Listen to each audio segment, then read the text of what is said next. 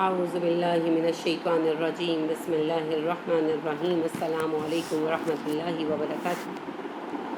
آج جو گناہ بہت ہی عام ہو چکے ہیں ان میں ہے جھوٹی گواہی دینا، اور یہ معاملہ اس حد تک پہنچ چکا کہ عدالتوں میں باقاعدہ یعنی کچہریوں میں باقاعدہ ایسے لوگ پائے جاتے ہیں جو پیشہ ور گواہ ہیں۔ وکیل انہیں گواہی کے لیے ہائر کر لیتے ہیں، اور یہ بات ججوں کو بھی پتہ ہوتی ہے کہ یہ بار بار پیش ہو رہے ہیں، لیکن ایک سسٹم بنایا ہے نا انہوں نے، وہ گواہی قبول کر لیتے ہیں اور وہ پیسے لے کر جھوٹی گواہیاں دیتے ہیں، وکیل دلواتے ہیں، جج قبول کر لیتے ہیں، پورا نظام جھوٹ پر قائم۔ انا للہ و انا الیہ راجعون۔ اللہ رب کریم ارشاد فرماتے ہیں سورہ حج آیت نمبر 30-31، فاجتنبوا الرجس من الاوثان واجتنبوا قول الزور، پس بتوں کی گندگی سے بچو اور جھوٹی گواہی سے بچو۔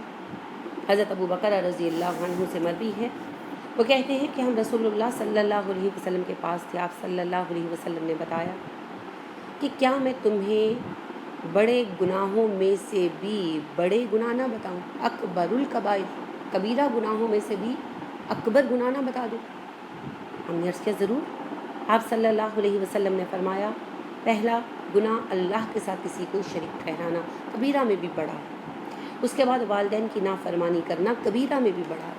اور پھر آپ صلی اللہ علیہ وسلم ٹیک لگا کر بیٹھے ہوئے تھے، یعنی اطمینان سے سیدھے ہو کر بیٹھ گئے، اور آپ صلی اللہ علیہ وسلم نے کہا، قول الزور، جھوٹی گواہی، جھوٹی گواہی، جھوٹی گواہی، اور آپ صلی اللہ علیہ وسلم یہ لفظ دہراتے ہی چلے گئے۔ حالانکہ آپ کی عمومی عادت تھی کسی بات کو اہمیت دینی ہوتی تو 3 مرتبہ بیان کرتے، مگر جھوٹی گواہی، جھوٹی گواہی، جھوٹی گواہی، جھوٹی گواہی اتنی مرتبہ کہا کہ ابو بکر رضی اللہ عنہ کہتے ہیں کہ ہم دل میں خواہش کرنے لگے کہ کاش آپ صلی اللہ علیہ وسلم اب چپ ہو جائیں، کہ آپ صلی اللہ علیہ وسلم کو یہ اندیشہ تھا اپنی امت سے کہ یہاں جھوٹی گواہی عام ہو جائے گی، اسی لیے آپ نے اتنی دفعہ کہا۔ دیکھیے عبداللہ بن مسعود رضی اللہ عنہ ارشاد فرماتے ہیں، ہم لوگ جھوٹی گواہی کو شرک کے برابر سمجھتے تھے،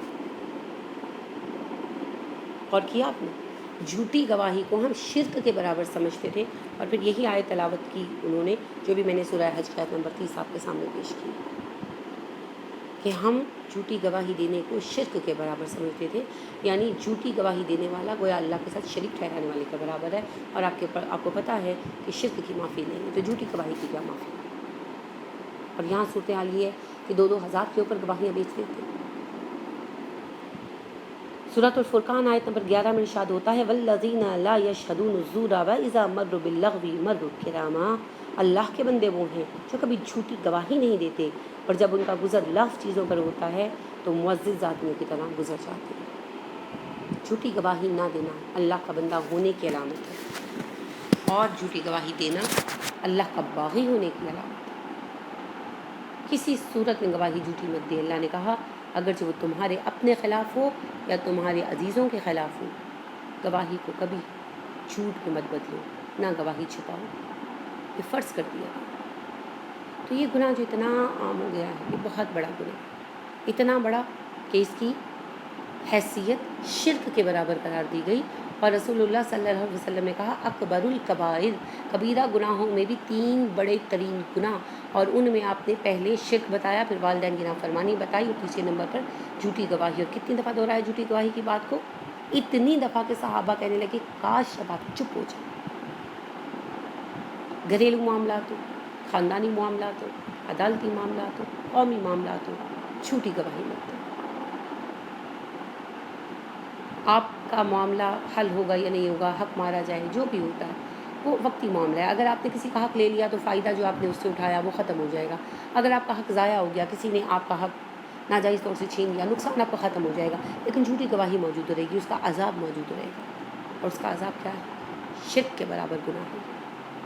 اس سے ہمیشہ بچیے، ہر حال میں بچیے، کسی قیمت پر جھوٹی گواہی کے لیے تیار ہے۔ اللہ ہمیں استقامت عطا فرمائے۔ سبحانک اللہم و بحمدک ونشہد ان لا الہ الا انت ونستغفرک ونتوب الیک۔ السلام علیکم ورحمۃ اللہ وبرکاتہ۔